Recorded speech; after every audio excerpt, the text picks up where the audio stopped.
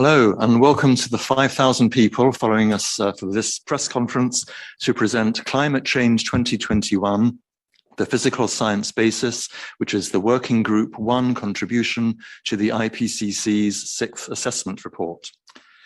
Today we have with us the heads of the IPCC's two parent organizations, Inger Andersen, Executive Director of the United Nations Environment Programme, UNEP, and Petteri Talas, Secretary General of the WMO, World Meteorological Organization. We also have the Chair of the IPCC, Wei-Sung Lee, the two co-chairs of Working Group 1, Valerie Masson-Delmotte and Panmal Jai, and the Secretary of the IPCC, Abdallah Moqsit. We also have several members of the Working Group 1 Bureau who are available for questions, and I'll introduce them later. We're going to start with brief opening remarks from our panelists, and then a presentation of the new report by the co-chairs, and then there'll be plenty of time for questions and answers. This press conference can be followed by the public. Registered media can ask questions. If you do, please include your name and your outlet. I'd now invite Abdallah to introduce the press conference. Abdallah? Thank you, Jonathan. I am pleased and proud to welcome you all to this virtual press conference. It follows something unique and unprecedented for the IPCC and for many other international organizations. We have just completed a virtual approval session. Virtual, session, but virtual approval session, it is the first one in the history. I want to highlight this. It is the first virtual approval session. Not only was it the first in IPCC history, it was also one of the few approval sessions that did not run into extra time. And probably with the largest participation of delegates. When we first realized over a year ago that the pandemic might force us to hold a virtual session, many said it was impossible. It was impossible. People raised concern about connectivity problems, as well as inclusivity, as well as transparency. In the IPCC Secretariat, we worked intensively with our Bureau and with the Working Group 1 Bureau in an exhaustive consultation with our member government to find a format that would be consistent with the values and principles of the IPCC.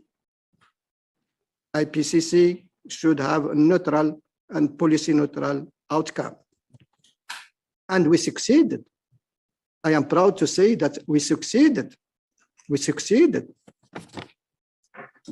Over 2 weeks, we worked calmly and efficiently without a technical hitch. No, zero technical hitch. This is something to flag. Whatever time was scheduled, a session was unsocial. Hours for someone, we had delegates and authors join in from UTC plus 13 hours, like in Samoa, to UTC minus 7 hours in the North American West Coast. Our participants clocked up 186 hours on a virtual platform during these 2 weeks. And they were working an average of 12.6 hours a day. I should not reveal that to you that what it said in closed IPCC meeting. But I can tell you that many delegates in their closing statements said that this was the most successful IPCC approval session they could remember. Just to have flagged that in this comparison, they include even the personnel the plenary in person. That means this virtual one was the best one compared to even other physical one. We had a record of attendance of 739 participants. And this is really a record. We never have in-person plenary that number of participants. And as you are about to hear, the result was one of the strongest and most significant report in the IPCC has produced. And this report for Working Group 1 is coming to fill the basket, the package of the 6th cycle, for which we are producing 8 reports, making this 6th cycle the most intense, the most rich in the IPCC history. Once again, it is a record. I would like to take this opportunity to thank the Working Group 1 co-chair, Valerie and Pan Mao. I want also to thank Bureau members, the 234 authors, and also the technical support unit team, the Working Group 1 as the others as well. And also, I want to thank very warmly my small secretariat, which is like a beehive, working non-stop. We have no time zone for IPCC Secretariat. I want to like to thank Harmony, our parent organization. And also, yes, I want to thank our chair for his leadership through all this process. In this 6th cycle, we are making a story. So I want to thank all the one who contributed in background to this process. So with this word, I want to turn to Jonathan. Jonathan, you have the floor. Thank you, Abdallah. And we now have over 7,000 people following us on this press conference. And I'll invite Inga to make some opening remarks. Thank you very much. And let me just echo what Abdallah just said. A warm and sincere thanks to everyone who's been involved in this, to the IPCC, to the authors, and to everyone who has been involved in this latest climate alarm. Your work, based on science, is particularly appreciated given the disruption of COVID-19. You've been telling us for over 3 decades of the dangers of allowing the planet to warm. The world listened, but didn't hear. The world listened, but it didn't act strongly enough. And as a result, climate change is a problem that is here now. Nobody's safe, and it's getting worse faster. We must treat climate change as an immediate threat, just as we must treat the connected crisis of nature and biodiversity loss and pollution and waste as immediate threats. As recently noted in the IPCC and the Intergovernmental Science Policy Platform on Biodiversity and Ecosystem Services, IPBES, the twin to IPCC, if you like, under the CBD Convention, we understand that climate change exacerbates already grave risks to biodiversity and natural managed habitats. Ecosystem degradation damages nature's ability to reduce the force of climate change. And as the IPCC Working Group 1 report reminds us, reducing greenhouse gases will not only slow climate change, but will improve air quality. It's all connected. It's time to get serious because every ton of CO2 emission adds to global warming.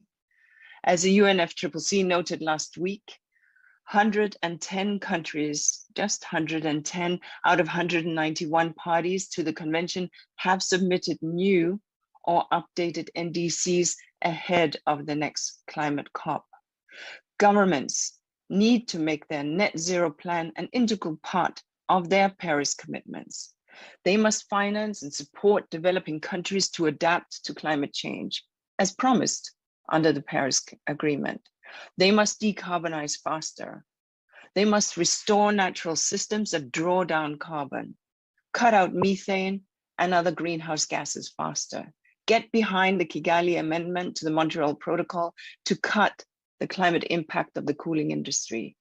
And every business, every investor, and every citizen needs to play their part. We can't undo the mistakes of the past, but this generation of political and business leaders, this generation of conscious citizens can make things right. This generation can make the systemic changes that will stop the planet warming, help everyone adapt to the new conditions, and create a world of peace, prosperity, and equity. Climate change is here now, but we are also here now. And if we don't act, who will? Thank you. Thank you very much, Inga. And now I'd invite Petteri to take the floor. Thank you, Jonathan, and thanks for inviting me for this opening of this important session. WMO organized the first World Climate Conference already in 1979 to establish IPCC. The risk of climate change was caused by growing consumption of oil, coal, and natural gas was recognized by the meteorological community. IPCC has been working under WMO and UNEP since then, and WMO has been proud to host the IPCC Secretariat. Now we are publishing the physical science part of the 6th assessment report, which is summarizing the results published in peer-reviewed scientific literature during the last 8 years.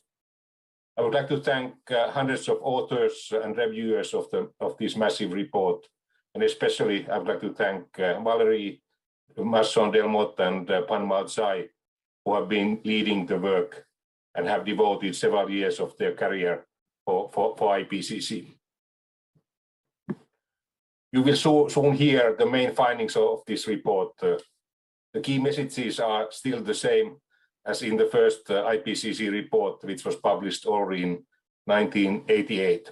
Namely, climate change is already detected by using several measured physical parameters. Secondly, the human-induced emissions of greenhouse gases, especially carbon dioxide, will pose a threat for human well-being and for the biosphere. And thirdly, reduction of the emissions of greenhouse gases would be needed and recommended to minimize the risks of future climate change. The report published today echoes the same messages with much higher urgency. Climate change is already more visible, and the emissions have grown more rapidly than we ever expected in 1979. I had a chance to follow this also personally as a scientist since the 80s, and professor and also chair of the National IPCC Committee and National Delegate. Natural variability has always been causing weather extremes and will do so also in the future. We just closed the Tokyo Olympic Games yesterday. By using sports terms, one could say that the atmosphere has been exposed to doping, which means that we have begun observing climate extremes more often than before. That means record-breaking temperatures, drought, forest fires observed also this year and also during these days in Greece, in California, for example. We have also more water vapor in the atmosphere, which has led to severe flooding problems as observed in Central Europe and China recently with several casualties, unfortunately. The warming of the oceans has affected the frequency and area of existence of the most intense tropical storms, hurricanes, typhoons, and cyclones. Have we lost the hope? No one yes. According to this report, we are still having a chance to stop the negative climate trend during the mid of this century by especially limiting the use of fossil fuels and by stopping deforestation. Some changes will continue for centuries or even thousands of years, like sea level rise, melting of glaciers, and shrinking of Arctic sea ice and snow cover.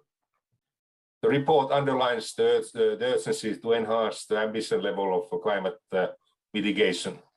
We are not yet heading towards Paris limits 1.5 to 2 degrees warming by the end of this century. At UN, our aim is to reach 1.5 degree warming level, which would be best for the welfare of mankind and biosphere. Now we are heading towards 2 to 3 degrees warming instead. We have received encouraging pledges by several countries, which would mean about 2.1 degree warming if materialized as promised. This is not enough to avoid several harmful impacts like loss of food production capacity, water shortages, extreme heat, forest fires, continued sea level rise, potential of refugee crisis, and the negative impacts on world economy and biosphere. Besides climate mitigation, it is essential to pay attention to climate adaptation, since the negative trend in climate will continue for decades and in some cases for thousands of years. One powerful way to adapt is to invest in early warning climate and water services. Only half of the 193 members of WMO have such services in place, which means more human and economic losses. We have also severe gaps in weather and hydrological observing networks, especially in Africa, some parts of Latin America, and in the Pacific and Caribbean island states, which has a major negative impact on the accuracy of weather forecasts in those areas, but also worldwide. The message of the IPCC report is crystal clear. We have to raise the ambition level of mitigation. The forthcoming COP26 meeting in Glasgow this November will be a critical milestone to combat climate change. By using sports terms again, we need the sport already during this decade, not just before the finish, as we do at the running competitions. Thank you. Thank you, Petteri. And I now invite Hui-Sung to introduce the report. Thank you, Jonathan. Firstly, I would like to recall that today is the International Day of the World's Indigenous Peoples. IPCC assessments draws on enormously and also to respect indigenous knowledge all over the world. We recognize that traditional agricultural practices can be resilient to climate and non-climate stressors, and indigenous knowledge systems and practices allow local people to adapt to many climatic changes. I would also like to inform you that this report is dedicated to the memory of Sir John Houghton, one of the key figures in the creation of the IPCC in 1988, who served as chair and co-chair of Working Group 1 and who died in April last year. And the interactive atlas, one of the innovative aspects of this report, is dedicated to the memory of Gemma Teresa Narisma, one of its coordinating lead authors, who sadly passed away in March this year. The report that we are presenting today is the result of an unprecedented effort by the IPCC community. On top of the intense efforts required for any IPCC report, we have faced the challenge of completing the assessment in a pandemic, which obliged us to shoulder not only extra work, but develop new ways of working to get the job done. This was an unprecedented effort, but we finished on time with greater participation than usual and have delivered strong, clear scientific assessment of climate change. Many thanks to the authors who took on this responsibility to deliver the report, and to the Working Group 1 Bureau, Technical Support Unit, and the IPCC Secretariat who made this possible. Let me also thank the government of France and China for their generous support of the TSU and of Spain for its support of the interactive atlas. And thanks to our member governments who provided us with necessary guidance so that we could hold a virtual approval session and then participated in the meeting in a spirit of cooperation and collegiality to approve the report. IPCC reports are for policymakers, and it is particularly rewarding to see the wealth of policy relevant information in this report. For instance, the regional focus and regional data that will support policymakers in their decisions. This focus on regional information with new chapters and the interactive atlas is one of the many innovative aspects of the report. Others include dedicated chapters on human influence on climate and on the interaction of a changing climate with extreme weather events. This report will serve as a timely new evidence base for negotiators at the COP26 negotiations starting in less than 3 months. It will be a valuable toolbox for negotiators as they consider the level of ambition at COP26 and together with the rest of the sixth assessment report as they prepare for the global stocktake. This report, Climate Change 2021, the physical science basis, expands our knowledge of attribution of climate change, including the human contribution to extreme weather events. And it provides us with an improved understanding of climate change, including warming, past, present, and future. First, it tells us that it is indisputable that human activities are causing climate change and making extreme weather events more frequent and severe. Second, it shows that climate change is affecting every region on our planet. And lastly, it explains that strong, rapid, sustained reductions in carbon dioxide and other greenhouse gas emissions would be required to limit global warming. My colleagues Valerie and Panmao will now give you a more detailed account. I hand back to Jonathan. Thank you very much, Hui-Sung. And I now invite Valerie and Panmao to present the new report. Please bear with us for a few seconds while we switch the presentation.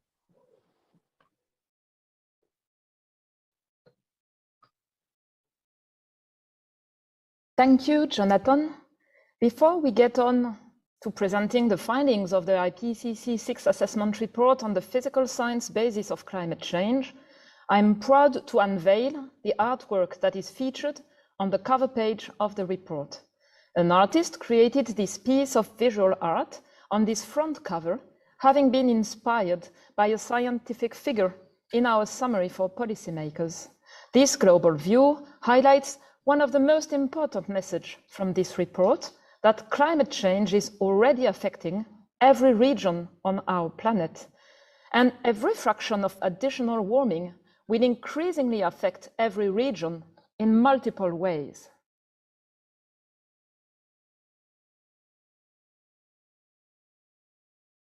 The IPCC does not conduct new research itself. Instead, the hundreds of scientists who worked on this report come together to assess the current state of knowledge of the science of climate change. They reviewed over 14,000 studies, massive amounts of data. In this assessment, we welcomed the new authors, 2/3 of whom had never been involved as authors of previous IPCC reports. Our team was made up of scientists from 66 countries around the world. In the review process, 3 phases of review by governments and experts, we took on board over 78,000 comments from experts and the governments. All review comments are addressed by the authors. And because of the pandemic, these meetings moved online, and we had to invent an entirely new way of working, which ended up in this unprecedented online approval process over the last 2 weeks. People said we couldn't do it, but we did. Since the last assessment report in 2013, there have been important advances in climate science worldwide. During these years, climate scientists filled in gaps in observations of past climates. They improved climate models and developed new ways to combine many types of evidence. As a result, today, we have the clearest picture of how the Earth's climate functions and how human activities affect it. We know better than ever how the climate has changed in the past, how it is changing now, and how it will change in the future. Of course, we have known for decades that the world is warming, but the recent changes we have seen in the climate are now widespread, rapid, and intensifying. Some of the changes we see today are unprecedented in thousands of years or never seen before. The recent rate of warming is unprecedented in at least 2,000 years.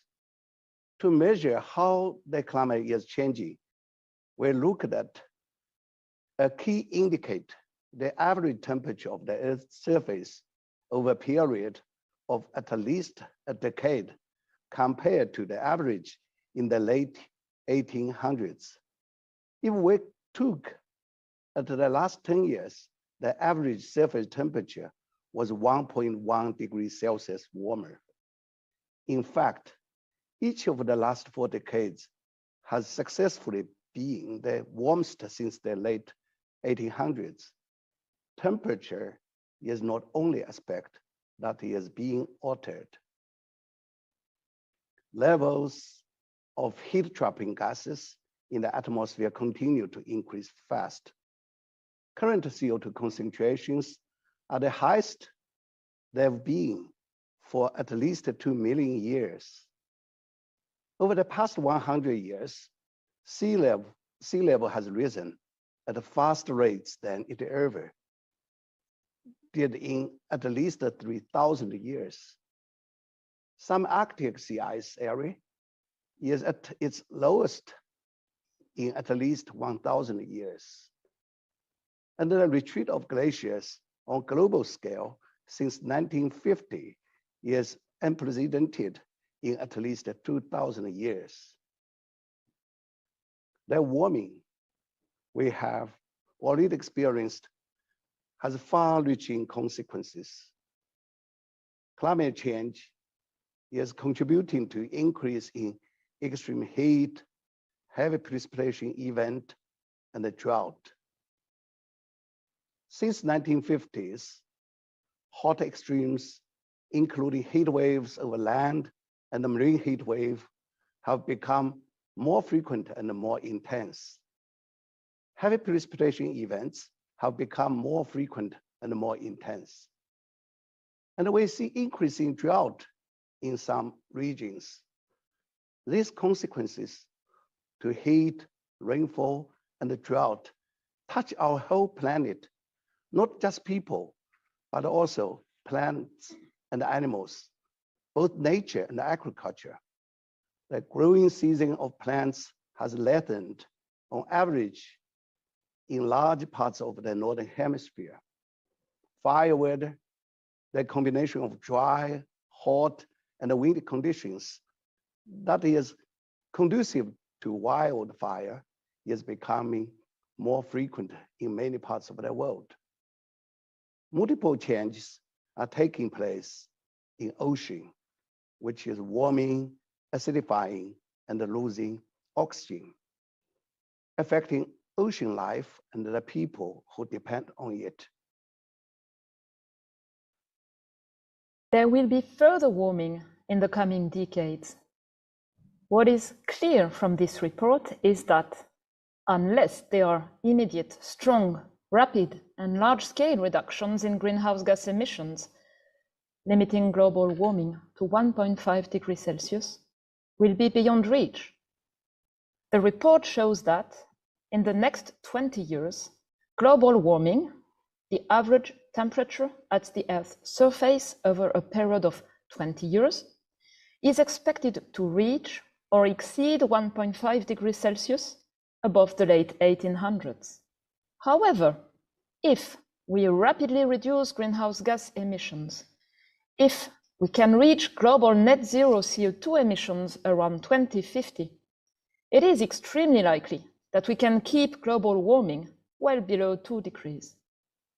If we do this, it is more likely than not that temperature would gradually decline to below or around 1.5 degrees Celsius by the end of the century, with a temporary overshoot of no more than 0.1 degrees Celsius.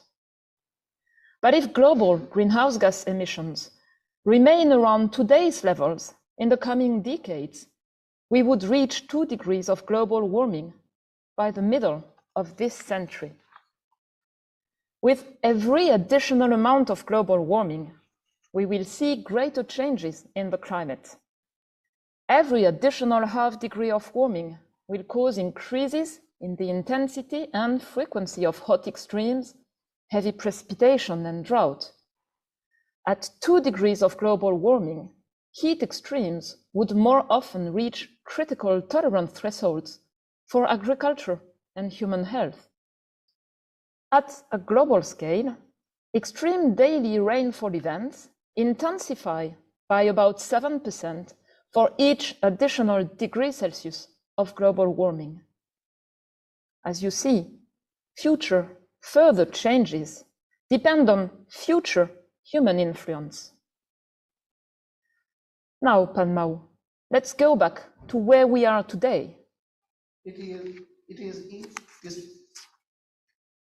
disputable that human activities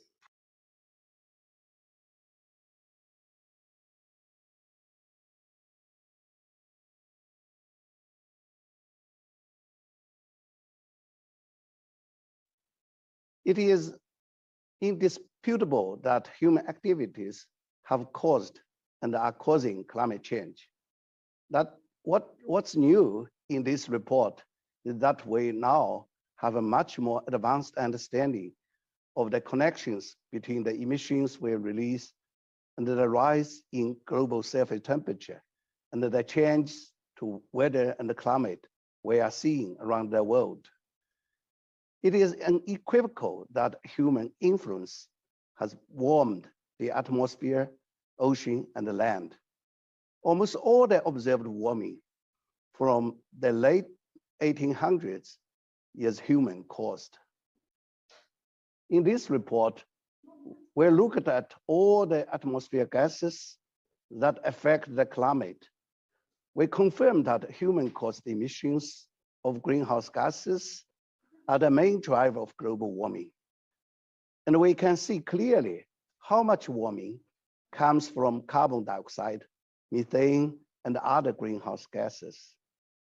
We can also assess the influence of pollution particles that called aerosols, which have an overall cooling effect. This cooling effect partly masks the warming from the greenhouse gases. We also looked at all the natural factors that can affect the climate. We take into account how natural climate variability modulates human-caused changes at the regional scales with little effect on global warming at the central scale. Another major advance in our understanding of human emissions is how our emissions lead to specific changes in the climate, including extreme weather and climate events. We know today that human influence is already making extreme weather and climate events, including heat waves, heavy precipitation, and droughts, more frequent and more severe. Hot extremes, including heat waves, have become more frequent and more intense since 1950s. And some recent hot extremes, in the last decade would have been extremely unlikely without human influence on the climate system. Furthermore, we know that human influence has been the main driver of ocean warming since 1970s, and that human-caused CO2 emissions are the main driver of ocean acidification. Human influence in contributing to reduced oxygen levels in the ocean observed since the mid-20th century. Human influence is also the main driver of change we see in the frozen areas of the planet, the cryosphere, driving the global retreat of glaciers since the 1990s, the 40% decrease in Arctic sea ice since 1979, and the decrease in spring snow cover since the 1950s. It is very likely that human influence contributed to surface melt of Greenland ice sheet in last 20 years. These advances in our understanding of how human activities are affecting the climate mean that today we can better estimate the change we may experience, both gradual trends and extremes, resulting from different amounts of emissions, different levels of warming, and across different regions. Climate change is already affecting every region on Earth in multiple ways. But climate change manifests differently depending on where in the world you are. There are different combinations of changes in every part of the world. In this report, we added more new information that is useful on a regional scale. This is an area of climate science that has rapidly advanced in the last 10 years.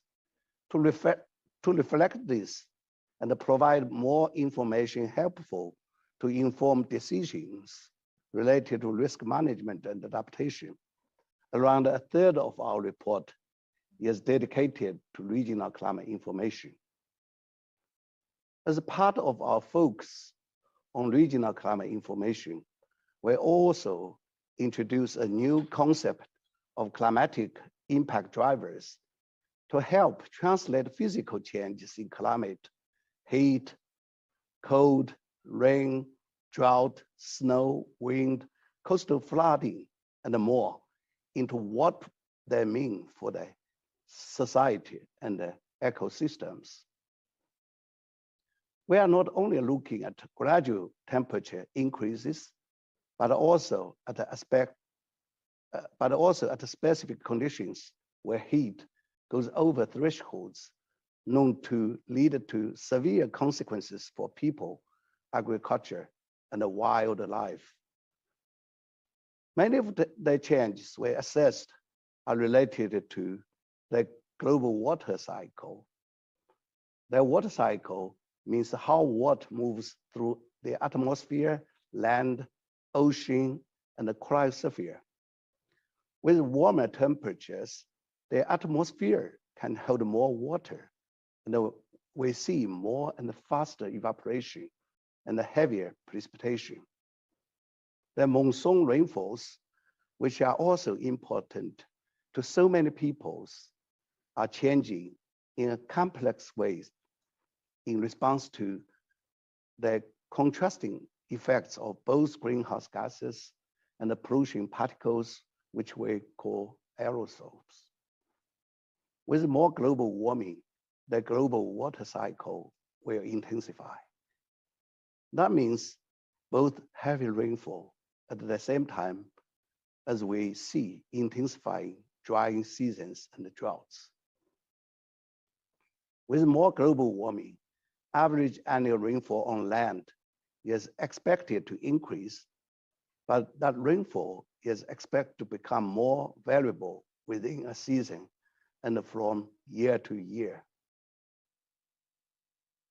The interactive atlas launched today makes our global and regional climate information available to all. It includes observations of ongoing changes, the projections of future changes. And you can see the interactive atlas to make your own maps.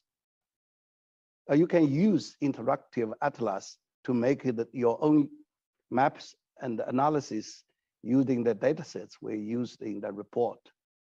You can use interactive atlas to find out what climate change means for where you live.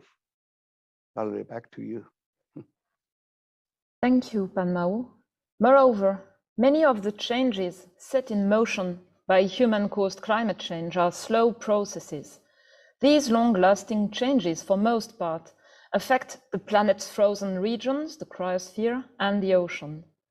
Changes in ice sheets, deep ocean temperature, and acidification will continue for centuries to thousands of years, meaning that they are irreversible in our lifetime and will continue for generations to come. In this report, we show that over the course of this century, global ocean temperature is projected to rise 2 to 8 times as much as it has increased since the early 1970s.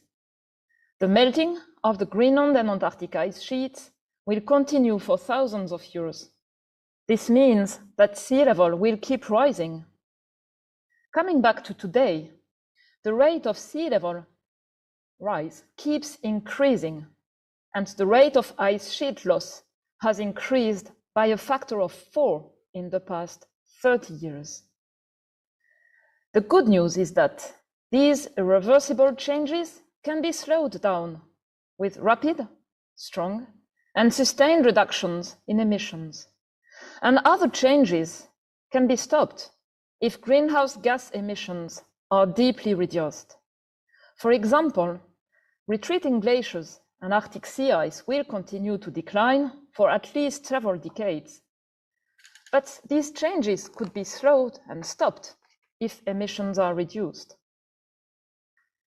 To limit global warming, strong, rapid, and sustained reductions in CO2, methane, and other greenhouse gases are necessary. We know that CO2, carbon dioxide, is the key greenhouse gas driving climate change. We know it comes, from the most part, from the burning of fossil fuels. This report reaffirms that there is a near linear relationship between the cumulative amount of emissions of CO2 in the atmosphere from human activities and the extent of observed and future warming. This is physics. This means that the only way to limit global warming is to reach net zero CO2 emissions at the global scale. Every additional ton of CO2 emissions adds to global warming. Our report gives more details on how reducing emissions will affect the climate. For instance, it quantifies just how much more CO2 we can release and still have a chance to limit warming close to 1.5 degrees Celsius or 2 degrees Celsius. We know that today, around half of our CO2 emissions are taken up and stored by plants, soils, and ocean. We assess how these processes change with future emissions. And we know now that if we release ever greater amounts of CO2, these natural carbon sinks would actually take up a smaller proportion of our future emissions. This report also shows that while CO2 is the dominant greenhouse gas related to human influence on climate, and reaching net zero CO2 is required to limit global warming, strong reductions in other greenhouse gas emissions are needed. Amongst these, methane reductions, together with strong air pollution controls, would benefit both the climate and improve air quality. Our planet is warming, and it is warming quickly, with increasing consequences everywhere. This report is clear that it is possible to limit future warming within a few decades. The climate we experience in the future depends on our decisions now. Thank you.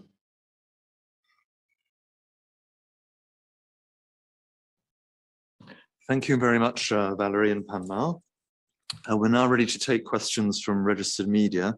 We already have quite a few in, so I expect we'll be running the Q&A session until 11:30 Geneva, Paris time. A reminder that media should include their name and outlet with any questions they submit.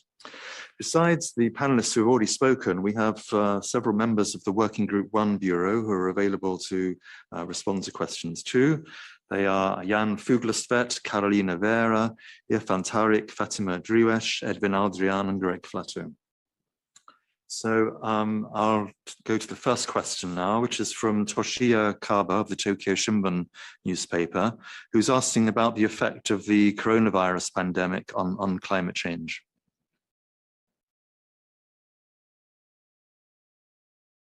Valerie, would you like to take that? Yes, thank you for the question. So our report shows that due to the lockdown implemented in the pandemic context, there have been temporary reductions in emissions of CO2, a few percent at the global scale. But these temporary reductions were not sufficient to have a significant impact, and therefore the rise in atmospheric CO2 concentration in the atmosphere has continued. Moreover, there have been reductions in emissions of air pollutants, temporary reductions as well, leading to immediate improvements in air quality. These are the two aspects related to the pandemic that are assessed in this report. Thank you, Valerie. And next question comes from Sang-Wook Park of JTBC, who says that many countries have committed to a carbon neutral net zero 2050. But as we know, greenhouse gases, especially carbon dioxide, last hundreds of years once emitted. Will it be possible to keep temperatures within 1.5 or 2 degrees in 2050 or this century as a whole? Again, Valerie, please. Thank you, Jonathan. So in this report, the assessment is based on 5 scenarios and the assessed response of global temperature. This report shows that in all the assessed scenarios, global warming would reach or exceed 1.5 degrees Celsius in the coming 2 decades. However, if emissions are reduced rapidly, and if at the global scale, they reach net zero by around 2050, then temperature would be very close to 1.5 degrees Celsius by the mid of the century and would decline lower to that level by the end of the century. So this is what we provide. We provide an updated understanding of how the climate responds to emissions. And this is a critical information that is available to inform decision-making worldwide. Thank you, Valerie. Petteri, do you want to come in on that? No. Okay, then the third question is from Andy Revkin of Revkin Bulletin, who says some climate campaigners and scholars, including at least one longtime IPCC author, criticize the panel process as erring on, quote, the side of least drama, unquote. Is that valid? Maybe Valerie, you want to start on that, but I expect others might want to come in. I would like to thank the authors of the report, the hundreds of scientists, for all their efforts to ensure that the report reflects the wealth of available climate information and provides a balanced assessment of where we are and where we could go. For that purpose, the report provides our best estimates, for instance, for the climate response. It also provides a complete description, including what is extremely important for risk management. It is the events that have a small chance of occurring, but could lead to very large-scale impacts. And therefore, the report also provides information on very rare climate extreme events or multiple events occurring at the same time that are very important to consider. It also explores what could happen in the case where poorly understood processes leading to the Antarctic ice sheet collapse would start to occur. And therefore, the report also provides high-end estimates for what sea level rise could be in this type of situation. And this information was requested by decision makers because it's extremely important for those who manage critical infrastructure. And the report provides a wealth of information that can be useful and actionable for decision makers to take into account all the scale of risk, especially those taking decisions related to critical infrastructure. Thank you, Valerie. Inga, please. Simply to add that the drama is playing out on the front pages of the newspapers today in terms of climate impacts that we're seeing already. So this is a scientific report, and we've already heard from Dr. Mason-Delmonte and Dr. Zai. But I think as citizens and as businesses and as governments, we're well aware of the drama. And so the drama exists, we have seen it, and we heard about it in every news bulletin. And that's what we need to understand, that the expression of what the science says is exhibited before our very eyes. And of course, what this excellent report does is it projects these scenarios outward and tells us if we do not take action, what could be the potential outcomes, or if we do take action, what will be a very good outcome. So the power is in our hands at this point. Thank you. Thank you. Petteri? Yeah, so I have been following this process since '88, and of course these findings of this report, they are not comfortable. So and that's why it's important to pass these messages for decision makers and general public. And of course, we have the fact that sometimes media is speaking only those most negative things. And more recently, there have been attacks against IPCC saying that IPCC's reports are too mild. So in the past, we were having very much this kind of skeptical attacks against science and IPCC itself, but more recently, some people are saying that these reports are too mild. So and I think that's a little bit demonstrating that we are on the right track, and this is very much based on extremely solid science. It's not based on individual scientific papers, but it's a balanced view of the majority of science, and I would like to encourage you to trust those results. Thank you, Petteri. Carolina. Thank you. I would like to take the opportunity to also point it out a different aspect that the reports allows society, to move away from that perfect perception that we are shifting from a sane zone to one where we experience dramatic changes everywhere overnight.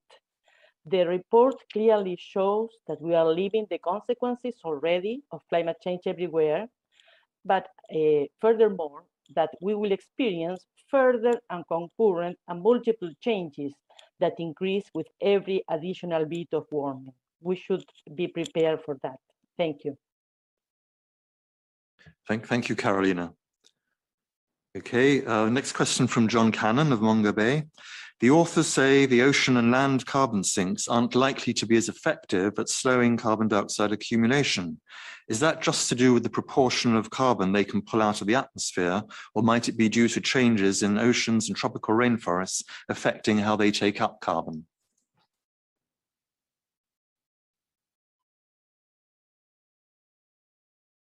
Valerie?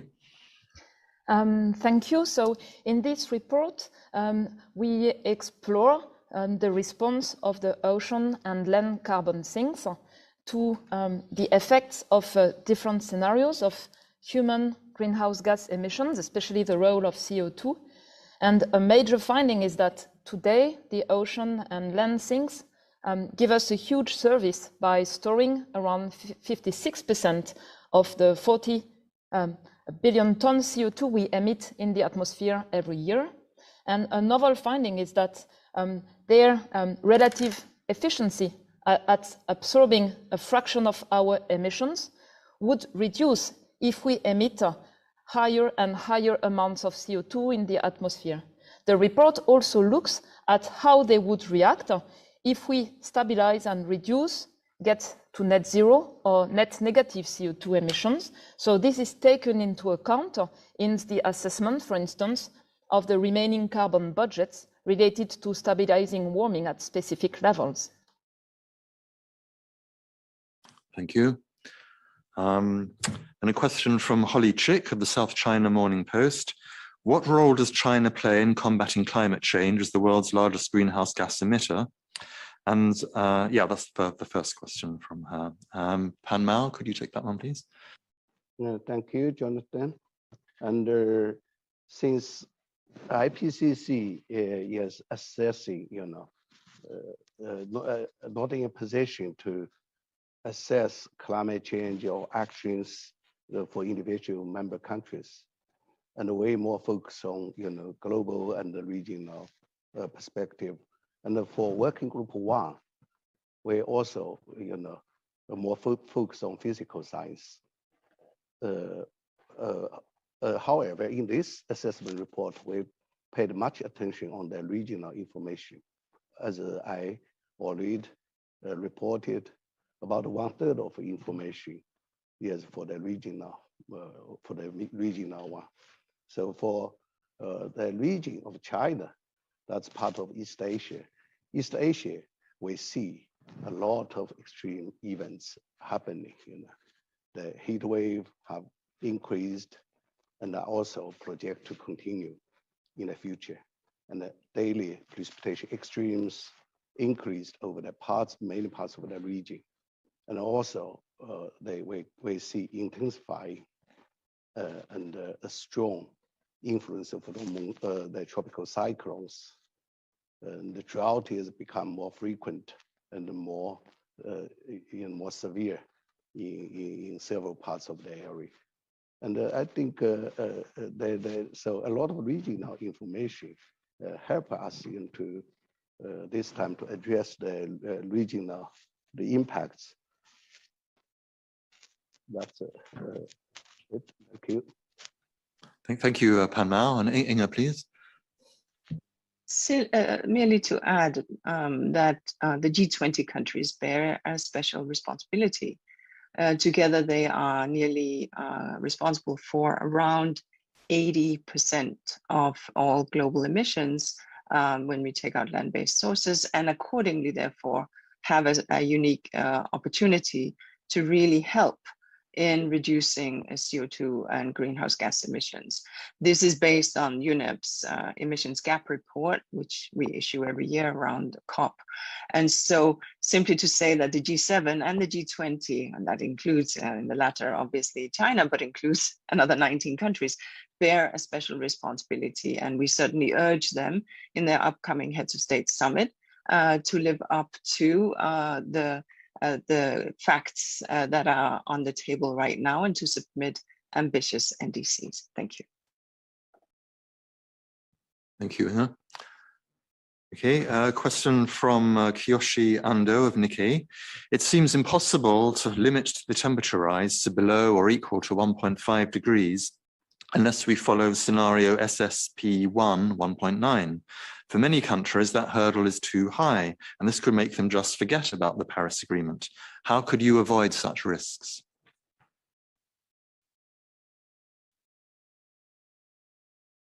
Valerie? Thank you, Jonathan. What I would like to stress is the following. The report is very clear, the science is very clear that what drives further warming compared to today is future emissions. So this is really in our hands. And when you look at the low emission scenarios from the report and the very low emission scenario from the report, they share common characteristics. Rapid declines in the rate of greenhouse gas emissions at the global scale in this decade, in the coming decades, and reaching net zero for the lowest one in 2050 and for the low one in the 2070s. The second one, the low emission scenarios, leads to limiting warming well below 2 degrees Celsius. The first one leads to limiting warming very close to 1.5 degrees Celsius, within 0.1 degree. So this is what we provide as a precise, robust scientific information to inform decision making. Thank you, Valerie. Okay, I have two questions which are similar, so I'll give them both and they can be answered together. One is from Kate Nicol-Williams of TB New Zealand. How much stronger is this report in the world's understanding of the impact of climate change than the 2013 report cycle? What are the key changes in understanding? And Olivia Rudgard of The Telegraph asks, are things worse than we thought? How do the conclusions in this report, both in terms of the scale and pace of human-caused climate change and the severity of its impacts, compare to what was found in previous reports in 2018 and 2014? I think that's for you, Valerie, but others might want to come in too. Thank you very much. My understanding of the question is that it is first related to advances in science understanding. And I would like to stress a very important progress in understanding. The way we describe the climate response to greenhouse gas emissions is associated with an important measure, which is called climate sensitivity. Basically, climate sensitivity describes how the climate responds in terms of warming when you double the concentration of CO2 in the atmosphere. And scientists have been working on this issue since the late 1970s.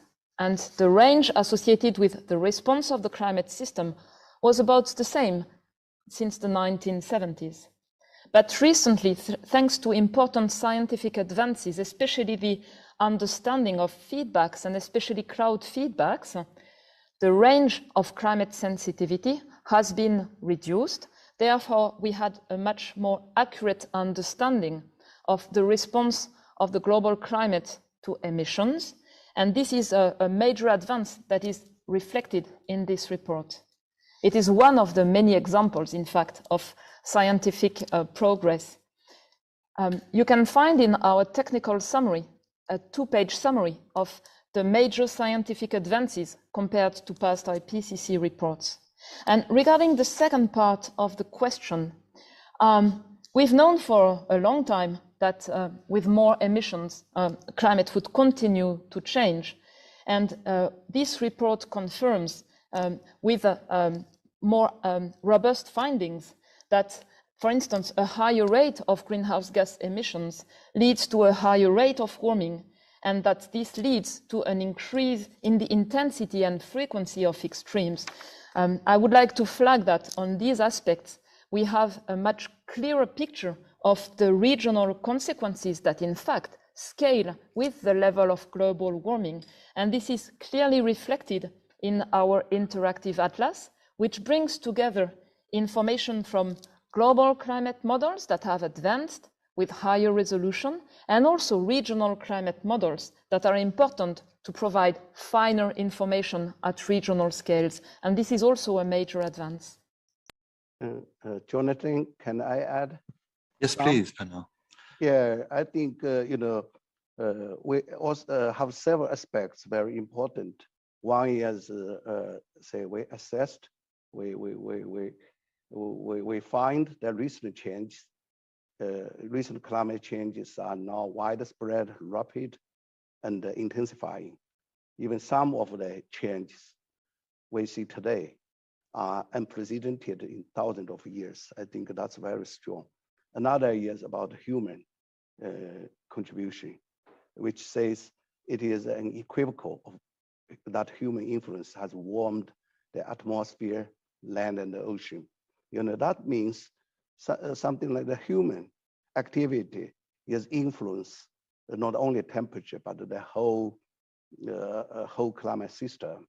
And when we put all the literature and so many authors together, then we see the whole picture for the Earth system, the climate system, and that is quite strong. I think much stronger than AR5, which were said something like, the attribution, more than half of the warming attributed to the human causes.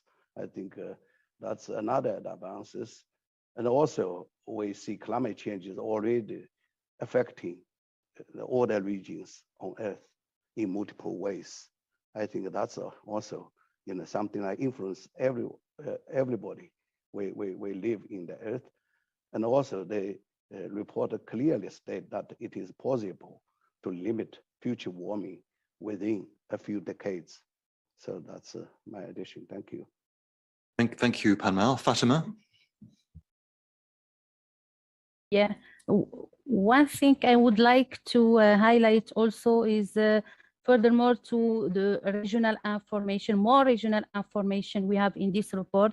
We have also focused on the climate services, which is an important aspect that is able to help and inform for decision making and adaptation at several time scales. So climate services are very important aspects.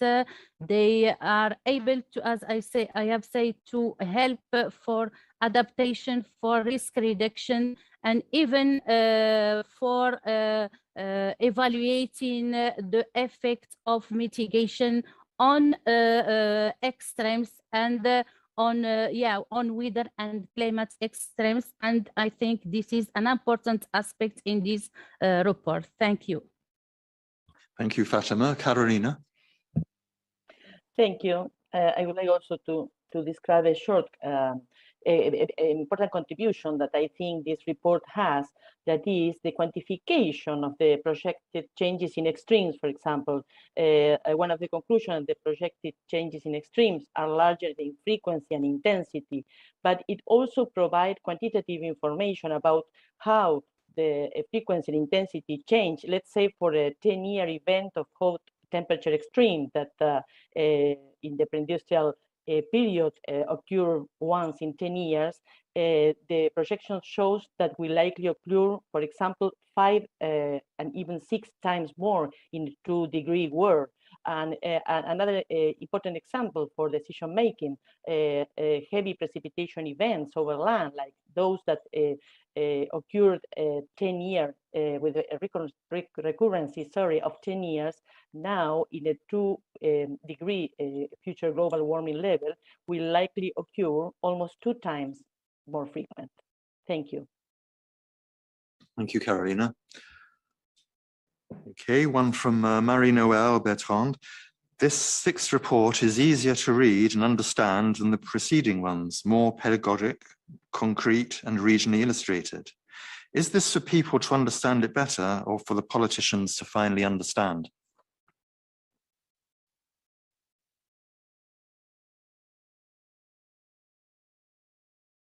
Valerie, yes. For this report, we have been extremely careful to explain the outcome of advances of complex climate science in the clearest possible way. And therefore, it is reflected not just in the entire report, which has frequently asked questions that are explained in plain language, but also in the summary for policymakers. And you can note that the main headline statements, our key scientific findings, are expressed in plain language so that they are accessible to everyone. We also worked hard to make sure that figures could be intuitively understood, thanks to work from specialists of figure design, as well as the authors of the report. And what we really would like is that this whole report helps enhance climate literacy worldwide, is used in teaching worldwide for teenagers, for students, so that they can learn the latest, best available knowledge. And we also would like this report to help any decision maker, also engineers involved in all sectors, to build on this latest science so that they can use it and develop responses as quickly as possible. Thank you. Thank you, Valerie. Petteri? Yes, I could complement that the fact why climate science is now taken more seriously by decision makers, businesses, and finance sector is based on the science communication, which has been taking place since '88, the first report. But besides that, we have started seeing the impacts of climate change, and it's already visible. It was more theoretical in the '80s. The impacts were not so visible, but now they are, and that's why we are in a much better position when it comes to mitigation. The problem is understood. The only question is how quickly we are able to react, and luckily we have now better technical means and also financial means to be successful in mitigation, but we are not yet there. Thank you, Petteri. Greg? Yeah, thank you. I wanted to just add to what Valerie said in terms of the way that this report attempts to communicate to different audiences. So the report is structured with kind of three levels of communication. There's the summary for policymakers, which is aimed at a very high level audience, policymakers, decision makers, the general public. Then we have the technical summary, which is about 60 pages or so, that is aimed at a more specialist audience, but not really the scientific community per se. And then we have the underlying chapters, which are each much longer and cover all of the subjects in much more detail. So for specialists or for people looking for information on a particular topic where they can get much more detail, the underlying chapters provide that. So depending on the kind of information you want, the level of expertise that different readers have, the report aims to provide that kind of information to all. And then it's supplemented by this interactive atlas that Pam Mao described early on in the presentation, that allows users to not just read the report, but really look at the data in different ways that are relevant to them. And I think that's really an innovation for this report. Thank you, Greg. Edwin? Yes, thank you for my time. I think the most absolute innovation in this report is the Atlas chapter. Atlas is very new, and then we don't present a picture or PDF paper, but we present people can animate or can make understanding better, so people can go through what happened in the climate change this year. But even this year, this is enough information, because there are a lot of information that people can see. This is very interactive atlas, interactive. We believe that this kind of experience in the atlas can develop further in the future IPCC report that can be in the new technology in the future. That is the most advanced innovation in this report. I think the second one is like Palmo mentioned and Valerie in the presentation, that 1/3 of the report is dedicated to the regional issue. This is exactly what the government wants. This is what we designed at the beginning, the whole chapter, and 1/3 of the chapter, 4 out of 12 chapter will be dealing with the regional issue. This is another innovation that is much more, and then we didn't have this kind of too much information for regional issue in the past for the regional issue. In this report, we compare to the IR5. Thank you very much. Thank you, Edwin. Now from Thomas Hebsgaard of Zetland in Denmark. Media coverage can sometimes give the impression we would need to stay within 1.5 degrees or face climate catastrophe. So how should one think about the possibility of crossing that threshold? How should we think about continued efforts to stop further warming, even if we pass 1.5 degrees? I think Valerie first, but others maybe. If you look at the evidence and the scientific information provided in this report, what is very clear is that many changes increase with any additional fraction of warming. So if you think of a 1.5 warmer world, our report shows that we need to be prepared for going into that level of warming in the coming decades. But we can avoid further levels of warming by acting on greenhouse gas emissions. And that's also a very important message from the report.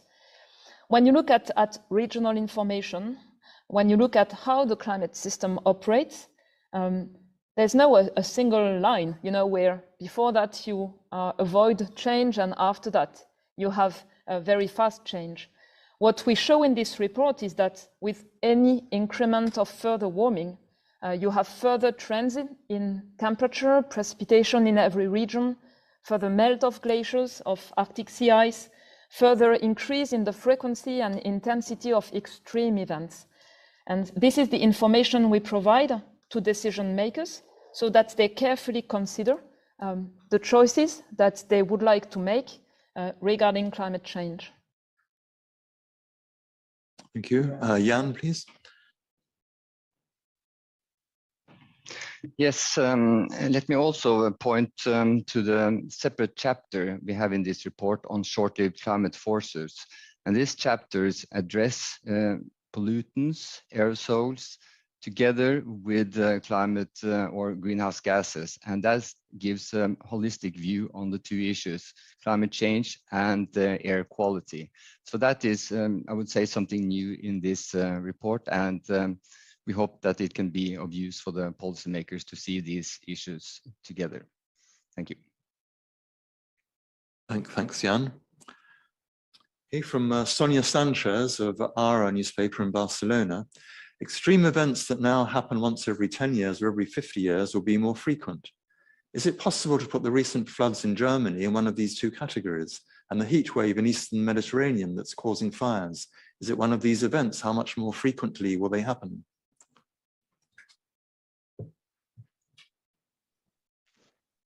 Jonathan?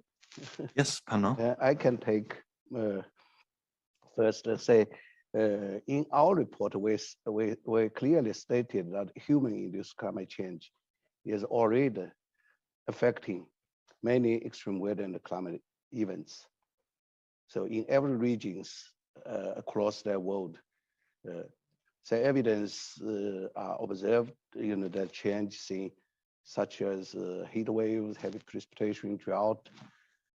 Say it's clear, saying climate change and human influence influence the climate system, and also influence the occurrence of the extreme events.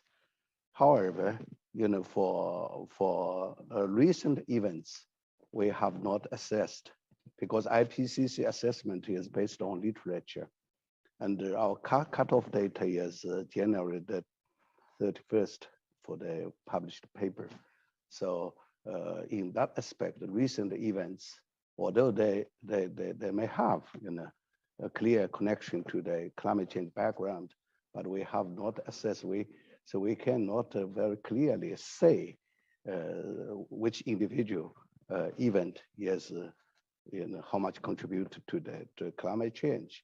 In our assessment report, we have another statement saying some recent hot extreme event observed events, saying over the recent past, have seen extremely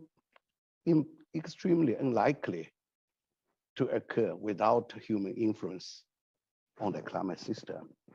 So that means we also not exclude, human influence on the extreme event we have today, but we haven't assessed the recent events yet.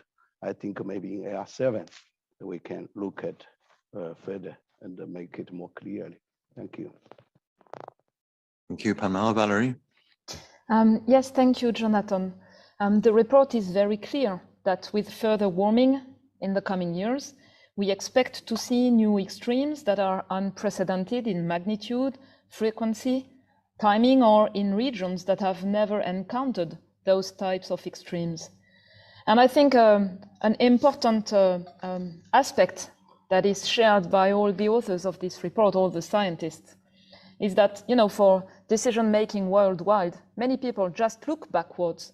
What was the extreme event of the last 30 years, of the last 100 years? But in a changing climate, that is not sufficient. It's really important to take into account these new types of extremes, these intensified extremes that are going to happen in the coming years or decades. And let me finish by one example. With gradual sea level rise, the extreme sea level events that occurred in the past just once per century will occur more and more frequently in the future.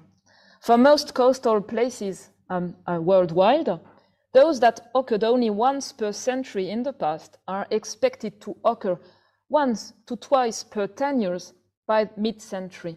And the information we provide in this report is extremely important to take this information into account and to prepare for these events. Thank you. Thank you, Valerie. Carolina? Thank you.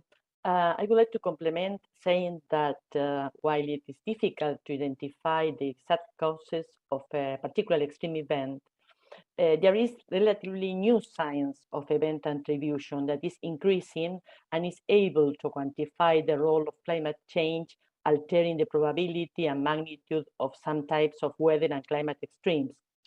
It's also important to mention that the effect of climate change on extremes is regionally different, as local factors also play an important role. So we thus can only give specific statements on events that has been assessed. But nevertheless, as it was mentioned before, there is strong evidence that characteristic of many individual extreme events have already changed because of human drive changes to the climate system. Thank you. Thank you, Carolina. Edwin? Yes, I encourage you to read our SPM report.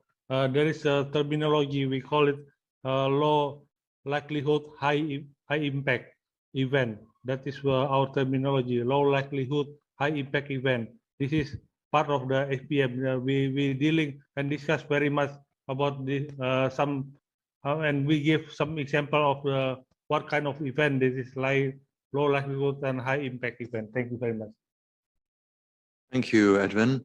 Again, two related questions. One from Rhiannon Williams of Sky News. Is it your expectation that this report will make it easier for climate negotiators at COP26 to achieve consensus on ambitious targets and help nudge less ambitious countries into action? And Emma Farge of Reuters asks, is this year's COP26 the last chance to save us from warming? And what is the main message you hope policymakers attending will take from your report? Valerie first. Thank you very much. I just would like to stress that this report has been approved by delegates from all governments. It is thus a common reference body reflecting the best state of knowledge. It is available 3 months before COP26 to be considered by decision makers. I hope that the report helps everyone understand climate science, where we are, where we can go. And the scientists who have prepared the report will be available, and they have amazing skills, knowledge.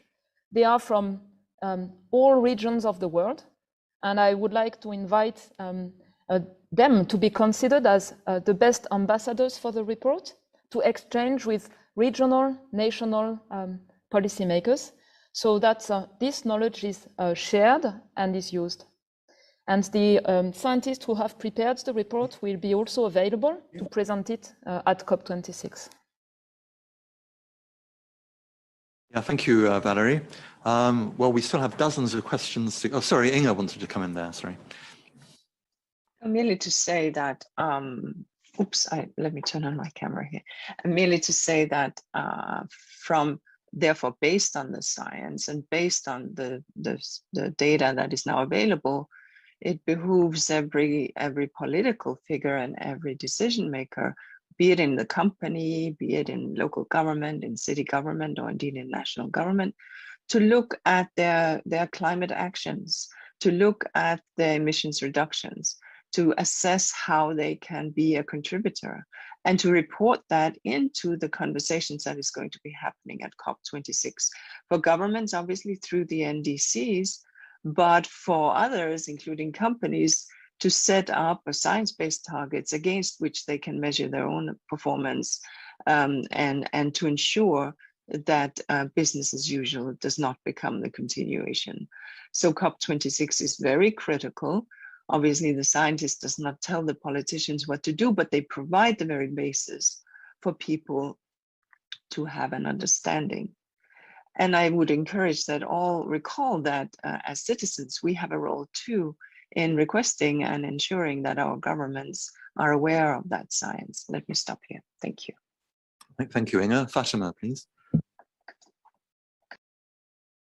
Yeah, thank you.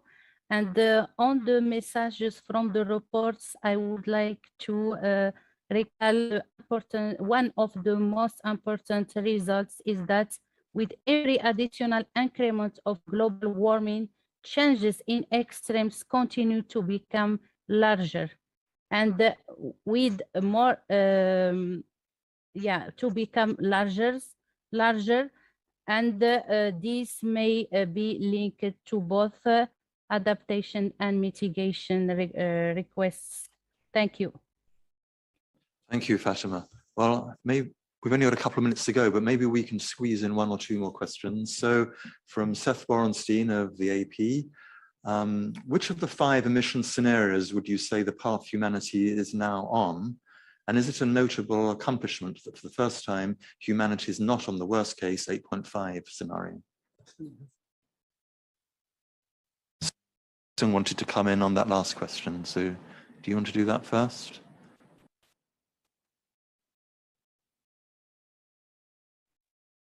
Wei Sung, would you like to come in on the last question or this one? Before you close the meeting, please give me the floor. Yeah, sure. So the question from Seth Borenstein of AP, which of the 5 emission scenarios would you say we are now on? And is it a great accomplishment for the first time we're not on the worst 8.5 scenario? Valerie? So in this report, we report the assessed response of global temperature and sea level in a consistent way with our assessment of climate sensitivity to 5 illustrative scenarios.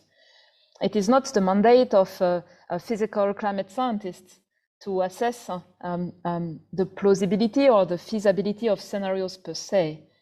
I can still flag that the high and very high emission scenarios are in the absence of additional climate policies.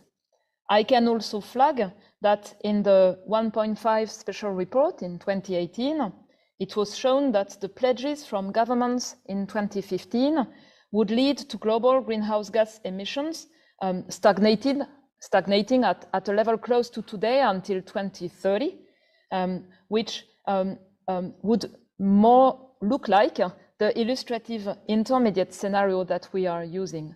And that scenario leads to reach and surpass 2 degrees of global warming by 2050. The next IPCC reports that are scheduled for the beginning of next year will provide much more information on mitigation pathways as well as on adaptation responses that are extremely important to inform decision-making and action. Thank you, Valerie. And before we close, I'll give the word to Hui Sung, please. Thank you, Jonathan. I believe some of our audiences outside in this room may wonder why the IPCC does not comment on the specific policies of our member government. And you probably have seen the other international organizations such as IEA or IAEA or IMF do such things. But we don't do such things. We are policy neutral because IPCC is a multilateral assessment body. So we are not advocating or negating any specific policy of our member government. I hope there is no misunderstanding in our position. Thank you very much. Thank you very much for that reminder, Hui Sung. It was very useful. Well, we've reached the end of our time, and sorry if we didn't get to all your questions today. There were many more there, but there'll be plenty of other opportunities in the coming weeks and months when we present the report, including at COP26, whether we're doing that virtually or in person or in a hybrid. And we'll be working together with the WMO and the UK Met Office in a joint pavilion there, where we'll be able to discuss this report in detail, as well as at other events at the COP. So, and as Valerie just mentioned, we have the IPCC Working Group 2 and 3 reports coming out in February and March next year. So thank you and see you again soon. That ends this press conference.